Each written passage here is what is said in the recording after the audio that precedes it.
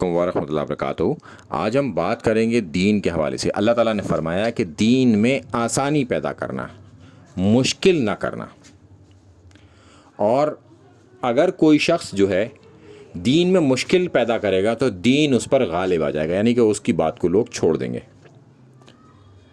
اب ہم چلتے ہیں قرآن کی اس آیت کے اوپر جو چیپٹر 2 آیت نمبر 185، روزوں کے کانٹیسٹ میں یہ بات کہی اللہ تعالیٰ نے کہ اللہ تعالیٰ کا ارادہ ہے کہ تمہارے ساتھ آسانی کرے، سختی نہیں، یعنی کہ اللہ تعالیٰ تمہارے ساتھ آسانی کرنا چاہتا ہے، سختی کرنا نہیں چاہتا۔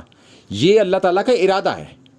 اب دین کی بات یہاں سے شروع ہوتی ہے کہ سختی نہیں ہے، آسانی ہے۔ اب ہم ایک ایک کر کے ان اسٹیپس کو کور کریں گے جہاں پر ایک آسانی پیدا کرنے کے لیے حکم دیا گیا ہے۔ اب ہم چلتے ہیں صحیح بخاری کی حدیث ہے 39 کہ اللہ کے رسول صلی اللہ علیہ وسلم نے فرمایا کہ دین آسان ہے، ٹھیک ہے۔ اللہ کیا کہہ رہا ہے؟ دین میں آسانی چاہتا ہے، اللہ تعالیٰ سختی نہیں چاہتا۔ اللہ کے رسول صلی اللہ علیہ وسلم کہہ رہے ہیں دین آسان ہے، اور جو شخص دین میں سختی اختیار کرے گا تو دین اس پر غالب آ جائے گا۔ یعنی کہ جن لوگوں نے دین میں سختی اختیار کری، یعنی کہ ایسا موقف اختیار کر لیا جو کہ دین میں نہیں تھا اور اسے سخت بنا کر پیش کر دیا، اس میں ایک سختی پیدا کر دی۔ اب مثال کے طور پر امام ابو حنیفہ کو غلطی لگ گئی کہ خون نکلنے سے وضو ٹوٹ جاتا ہے، اور آج آپ دیکھیے کہ حنفی اس مصیبت میں مبتلا ہیں کہ اگر منہ سے خون آ رہا ہو تو وہ لگاتار تھوکتے رہتے ہیں اور پھر یہ دیکھتے ہیں کہ خون پر تھوک غالب آ گیا یا نہیں آیا، اور ان کا وضو ٹوٹ جاتا ہے۔ جبکہ صحابی رسول صلی اللہ علیہ وسلم کے تیر لگا اور ان کا خون نکلتا رہا، ان کا وضو نہیں ٹوٹا، وہ نماز پڑھتے رہے۔ مگر حنفیوں کا وضو ٹوٹ جاتا ہے کیونکہ امام ابو حنیفہ کو غلطی لگ گئی۔ اب بالکل اندھے مقلد ہو گئے، ان کے حدیث آنے کے باوجود بھی اب امام ابو حنیفہ کی غلطی کو کنٹینیو کرے ہوئے ہیں، اپنے اوپر مصیبت لاد دی۔ حالانکہ پوری امت نہیں مانتی اس بات کو سوائے حنفیوں کے۔ کسی کا اگر خون نکلتا ہے تو وضو نہیں ٹوٹتا، صرف حنفیوں کا وضو ٹوٹتا ہے۔ تو حنفیوں کی اس کمزوری کے اوپر پوری امت غالب آ گئی، یعنی کہ پوری امت نہیں مانتی سوائے حنفیوں کے، چونکہ امام ابو حنیفہ کو غلطی لگ گئی تھی۔ اب اسی میں آپ کو دوسری بات بتاؤں کہ امام شافعی کو غلطی لگ گئی کہ بیوی کو ہاتھ لگانے سے وضو ٹوٹ جاتا ہے۔ اب گرمیوں میں، مئی جون کی گرمیوں میں اگر آپ دیکھیں گے کہ انڈونیشین یا ملیشین جب آتے ہیں، کیونکہ وہ اکثریت ان کی شافعی کی ہے، تو ہسبینڈ وائف جو ہے گلوز پہنے رہتی ہے، اور ہسبینڈ اس کو چھو لے گا تو وضو ٹوٹ جائے گا، تو لہٰذا وہ جو ہے گلوز کے ساتھ موو کرتے ہیں۔ گرمی میں وہ جو ہے اس بات کو اختیار کریں، وہ پوری مصیبت انہوں نے اوڑھ رکھی ہے اپنے اوپر کہ امام شافعی کو غلطی لگ گئی، اور اب ان کے مقلد جو ہیں وہ حدیثیں آنے کے بعد بھی نہیں مانتے، کیونکہ اللہ کے رسول صلی اللہ علیہ وسلم سجدہ کر رہے تھے تو اماں عائشہ کے پیر تھے وہاں پر، تو انہوں نے کھسکا دیا ان کے پیروں کو نماز پڑھتے میں۔ انہوں نے بیوی کو ٹچ کیا، ان کا وضو نہیں ٹوٹا۔ جب نبی کا وضو نہیں ٹوٹا تو یار اس کی امت کا وضو کیسے ٹوٹ جائے گا؟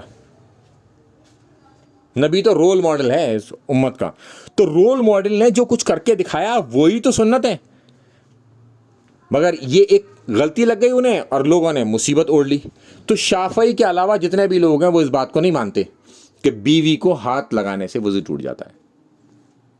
اب ہم چلتے ہیں اس کے آگے کہ اللہ کے رسول صلی اللہ علیہ وسلم نے حضرت ابو موسیٰ اشعری اور معاذ بن جبل، یہ دو صحابی ہیں، ان کو یمن بھیجا۔ تو ان کو کیا ہدایت کی، اس سے آپ اندازہ لگائیے کہ کیا اللہ کے رسول صلی اللہ علیہ وسلم نے دین پریزنٹ کیا تھا، اور آج مولوی ہمیں کیا پریزنٹ کر کے دکھا رہا ہے۔ مولوی ہم سے لگاتار آسانیاں چھیننے کی کوشش کر رہا ہے، اور نبی کریم صلی اللہ علیہ وسلم کیا کہتے ہیں کہ لوگوں کے لیے آسانی پیدا کرنا، ان دونوں سے تنگی نہ ڈالنا، یعنی کہ آسان بات کرنا، تنگ والی باتیں مت کرنا۔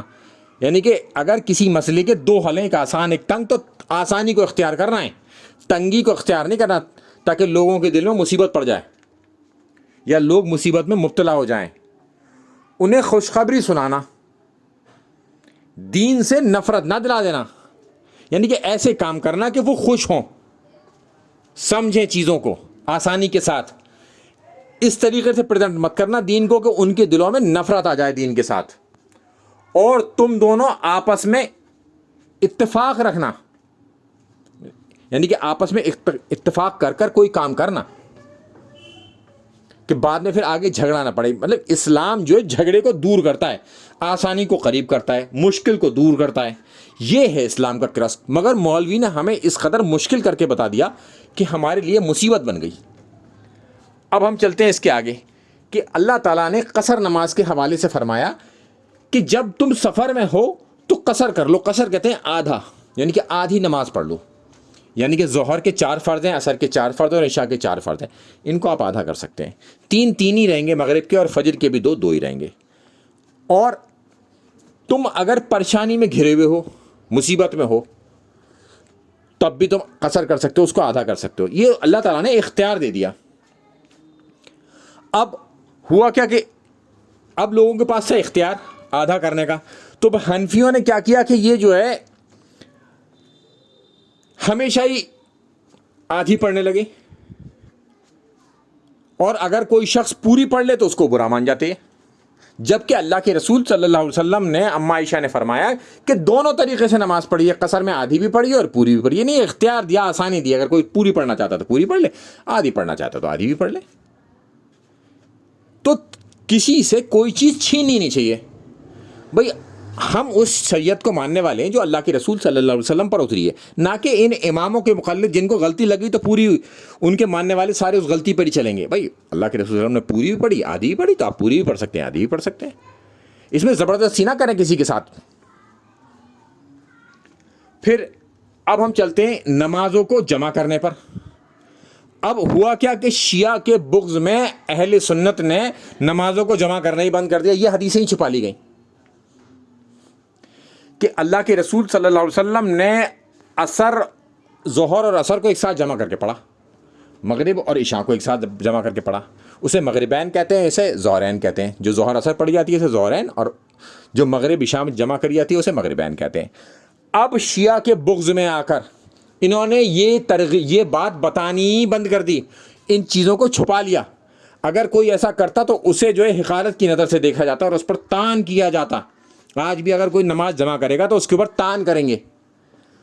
اور ابن عباس یعنی کہ حضرت عبداللہ ابن عباس کیا فرماتے ہیں کہ اللہ کے رسول صلی اللہ علیہ وسلم نے امت کو ایک آسانی دی۔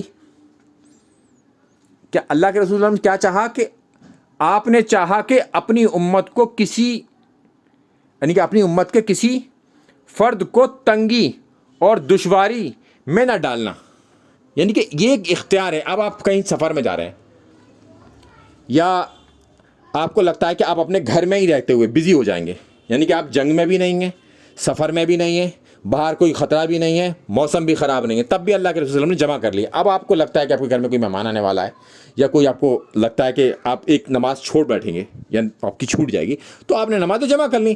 ظہر کے وقت میں عصر پڑھ لی، اس کا پڑھنے کا طریقہ ہے فرض نماز کے بعد ہی فرض نماز پڑھ جائیں گے۔ مثال کے طور پر ظہر کے اول وقت میں آپ نے ظہر کی فرض نماز پڑھی، پھر اس کے فوراً ہی بعد آپ عصر کی فرض نماز پڑھیں گے، اور یہ ٹائم اول ہوا، اور آخری ٹائم ہوا کہ عصر کے آخری حصے میں جا کر آپ ظہر کے 4 فرض پڑھیں گے، پھر عصر کے 4 فرض پڑھیں گے۔ یہ ہو گئی آپ کی نماز جمع، نماز قضا نہیں ہوتی اس میں۔ تو یہ ایک آسانی تھی امت کے پاس، تو انہوں نے وہ چھین لی اور عوام کو بتایا ہی نہیں۔ بعد میں غالب آ گئی یہ چیز، آپ تمام عوام کو پتہ ہے، سوشل میڈیا آپ اتنا ڈیولپ ہو چکا ہے کہ اب کوئی بات چھپنی ناممکن ہے۔ ہر آدمی کے ہاتھ میں سیل فون ہے، انٹرنیٹ پر اس کا کنٹرول ہے، تمام حدیثیں اب واضح موجود ہے سب کے سامنے۔ تو مولوی کتنی بھی کوشش کر لے دین کو چھپانے کی، دین میں سختی پیدا کرنے کی، تنگی پیدا کرنے کی، پھر بھی دین اس پر غالب آ جائے گا۔ اللہ کے رسول صلی اللہ علیہ وسلم کی حدیث ہے۔ تو لہٰذا آج کے دن یہ والا جو موقف تھا ان لوگوں کا جو نماز کے ضم کرنے کو برا سمجھتے، یعنی کہ جمع کرنے کو برا سمجھتے تھے، اسے حقارت کی نظر سے دیکھتے یا اس آدمی پر تان کرتے، ان پر یہ دین آج غالب آ گیا۔ پھر چونکہ وہ حدیثیں تو تھیں، انہوں نے چھپائی تھی، وہ نکل گئیں۔ آج سوشل میڈیا کا زمانہ ہے، ہر آدمی کے پاس وہ حدیثیں موجود ہیں۔ صحیح مسلم کے 10 ترک ہیں اس میں، یہ جو میں نے حدیث نمبر دکھایا 1629، اس کے علاوہ 9 اور حدیثیں ہیں، اور دیگر کتب میں بھی یہ حدیثیں بہت ساری موجود ہیں، بخاری میں، ترمذی میں، نسائی میں، داؤد میں، سب جگہ یہ موجود ہیں، مگر مولویوں نے چھپانے کی کوشش کری اسے، دین غالب آیا۔ تو دین ہے آسانی کا نام، مشکل کا نہیں۔ السلام علیکم ورحمۃ اللہ وبرکاتہ۔